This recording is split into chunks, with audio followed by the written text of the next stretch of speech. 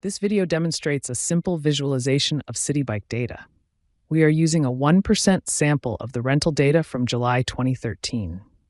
The total volume of nearly 1 million data points would be too cumbersome for our demonstration purposes. We have transferred the data into what is known as a periodic snapshot fact table.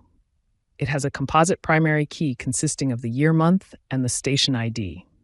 We calculate the two facts, number of rentals and returns, for each station that occur at a station in that month.